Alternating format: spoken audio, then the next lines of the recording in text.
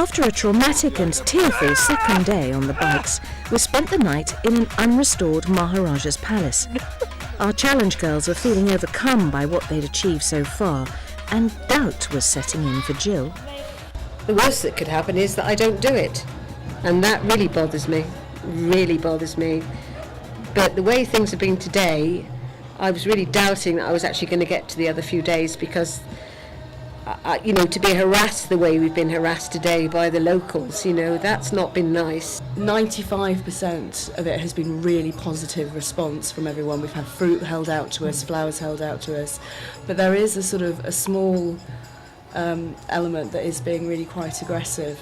That's the same as any society and any culture, but it's kind of freaky to experience.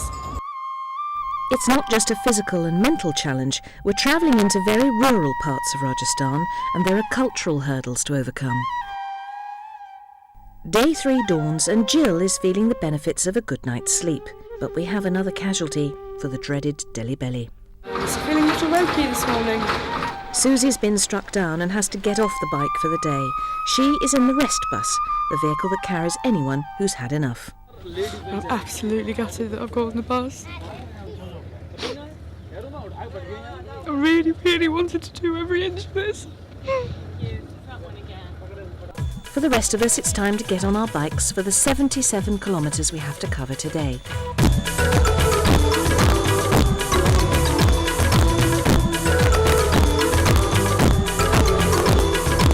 As we set off into the hills, the Indian crew get to work clearing out our tents and packing everything up for the journey to Tahela Camp, a tiger park in the middle of the bush. The logistics of organising an event like this are impressive.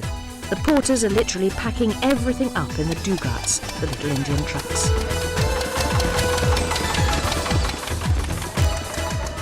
It's 9 a.m. and the lunch crew has to travel 34 kilometres into the middle of nowhere and cook a lunch for 97 hungry cyclists. It's some achievement. We have a catering team specifically who cook pure vegetarian food because it's safer.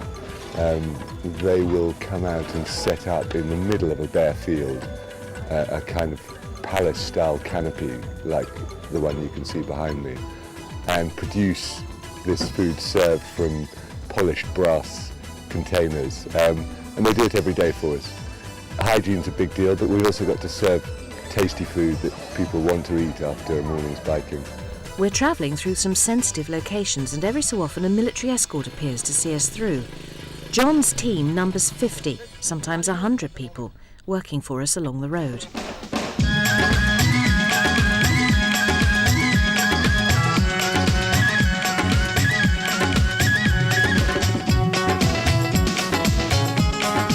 We've just had punch.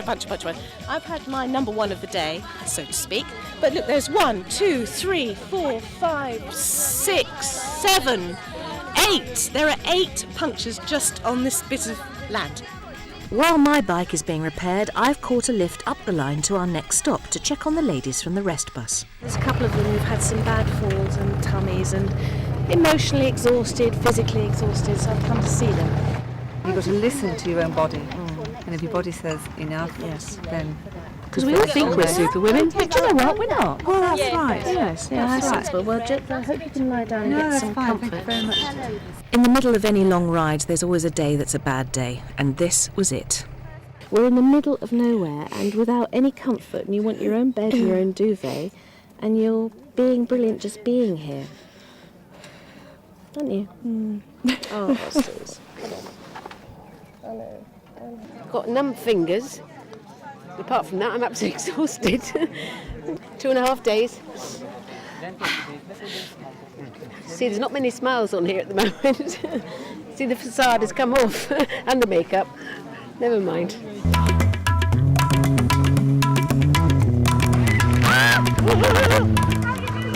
Don't even ask me. I'm off, I tell you. I think that was Jill. That mild-mannered Jill using a 4-letter word. The big hill is coming up and we're all psyched up, ready to go. The best part is always watching the faces of the participants having pushed themselves, having discovered new things about themselves, having seen things they've never seen before, and combination of exhaustion, joy, and kind of pig-headedness is just wonderful to watch.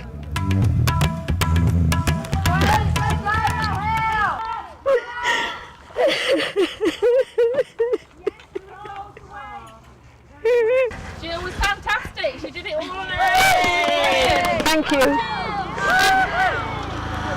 Jill is absolutely determined to push on to the finish line, but the light is fading and our girls have to move fast if they want to ride into camp.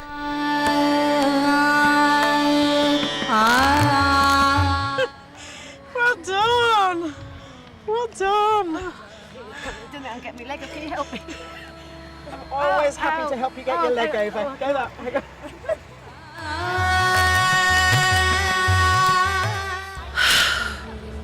Really tired, looking forward to, well, I know what we've got. I know it's not luxury. We'll have a bucket of hot water and a hole in the ground to pee in, but do you know what? I don't care. As far as I'm concerned, it could be the Hilton. So, I'll see you when I'm a better humour. Day 4 tomorrow, and a serious accident means a roadside rescue. It's okay, darling. Oh,